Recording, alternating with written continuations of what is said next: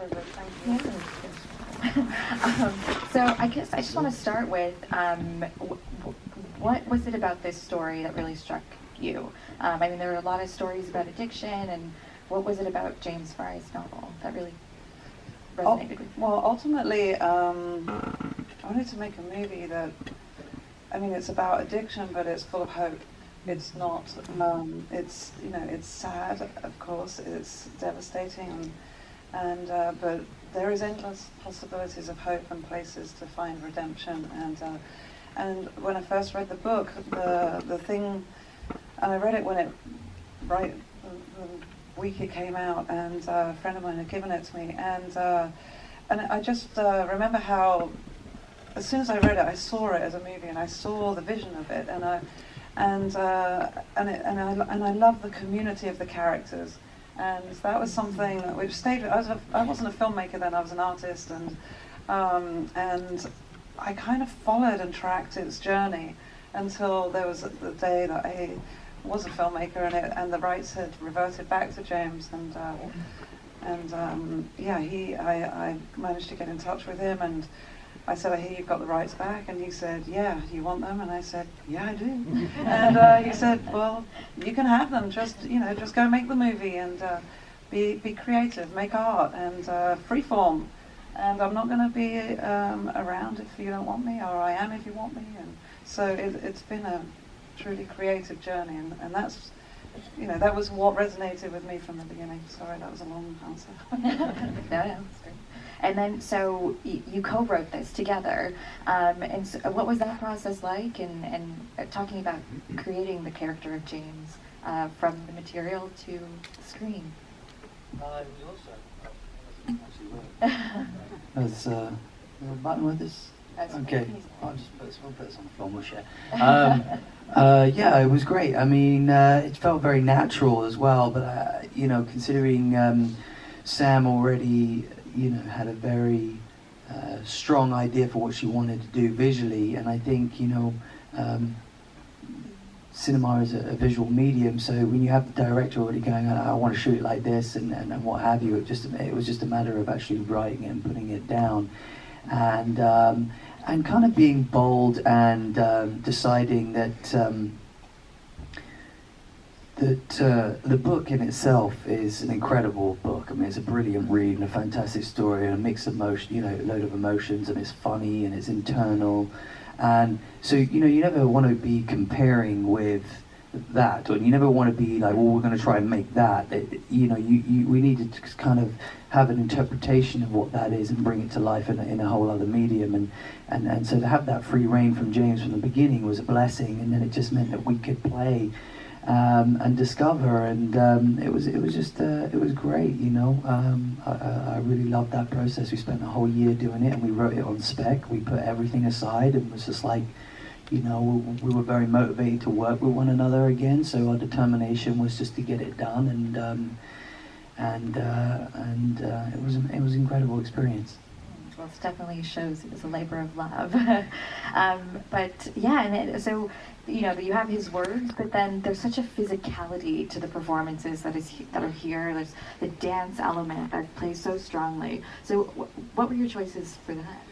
Again, Sam and I have done a couple of things together. We met on our first movie, Nowhere Boy, and but since then we've done a few like music videos and sort of art videos and things like that. And something that we do really well, or we enjoy doing well, is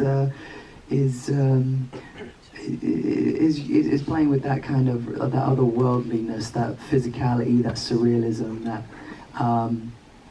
And we did an REM video a while back where I was dancing down the street, and it was very liberating and wild and unapologetic, and we wanted to, or Sam in fact really wanted to apply that to this, and which I had a hard time kind of figuring out how that would translate, when we were in the writing stages of it, because of not being necessarily very much James Fry as a person is definitely not. Well, he's not, but he's just he's an incredible words. Again, he sort of internalizes it and is very visual in that aspect. And I think I just wanted to, and I think Sam wanted me to kind of express that in a physical way, and so that kind of came about that way, and it made it more our movie, rather than it was very much Sam's voice, Did you? Yeah. Sorry. No, and I think for example, it was, the opening scene, or not the opening scene, but the scene where he enters rehab. It was, without being sort of full of exposition and what's he feeling. I think, it was that thing of, you explained it really well last night with. I think also, the first scene. When you skin him. Oh right, yeah. You're doing it. It works, yeah. Well, twofold, I guess, also because the first time we opened this movie, if you're a huge fan of the book, you're expecting the beginning to be on the plane, right? And a lot of people do. In fact, that's how we started this journey, on the plane. And I think if you open that way, there was a fear of also being, you're instantly sort of could be defensive, or you have your own opinion on how you kind of saw that moment, and I think we needed to get away from that and kind of go, actually, if we how we really want to open is like, show him the moment before that, and in that short space of time kind of show you that we're actually going to take you on a different journey of how we're going to how we're going to tell the story. And show James, stripped down and in a volatile way, and vulnerable and far gone, and loss of dignity and sense of inhibitions, and with physical, with a dance, and also then with the falling out the window, that instant gallows humor. And it kind of set the tone for how we wanted the rhythm to be, the way that James writes in that rhythm, that balance of laugh, and sadness, light and dark, light and dark. But the corridor scene that Sam was just saying was another one. It was, I think in the book, was, it was fluorescent, harsh light, and he didn't want to see it, and he felt like he was in a dark place, in a dark hole. And Sam wanted to express that and kind of go, well, I see it as literally the walls are caving in, and there's like, it's just the shit is coming through, and the sewage, and he's just making, and he's uncomfortable, and he's in the place where he's just fit. There's just fear's dripping down the walls right now, and sometimes you're explaining it like that, and you go, well, that's maybe we should shoot it like that, and then eventually, and then Sam's like, but then you get used to it, and then you're like dancing in it, and you're just feeling yourself, because you realize, oh, this is just shit. I know shit. I've just been from shit. Like, this is as bad as it gets. This is piss. This is easy. I can do this. All right, I'm gonna slide my way into here, and I can deal with these people, and this is, they ain't got nothing on me. I'm not like these people, which just felt so much like that character, that in denial, that thing. I'm not an addict. I'm not supposed to be here.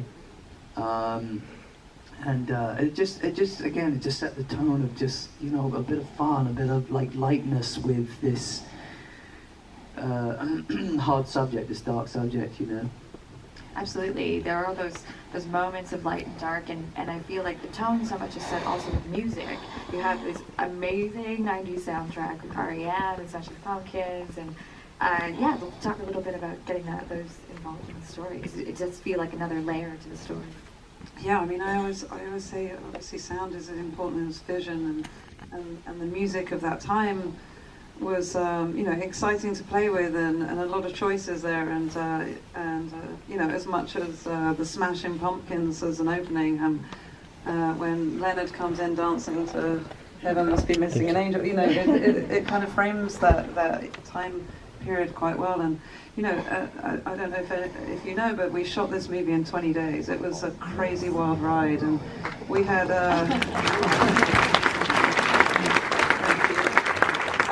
and you know, it was extreme low budget, and you know, we put that track right at the beginning, and it set the tone, and I couldn't see any other track opening it, and we couldn't afford the kind of money that they normally get paid for that thing. So you know, the process was write the letters and send the clip and beg for, you know, to their kinder nature, and it worked, because I think, you know, with a lot of the people who worked on this movie, you know, musicians and soundtrack and actors and props and all departments, it felt like everybody or most people had been touched by addiction in some form or another, either personally in themselves and in recovery, or people around them, family or friends, and so it became a real community spirit when we made this movie, especially working at that kind of speed.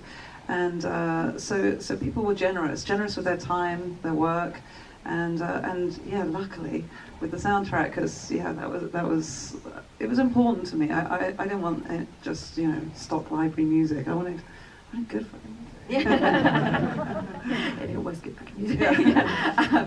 I'm going to open up the question.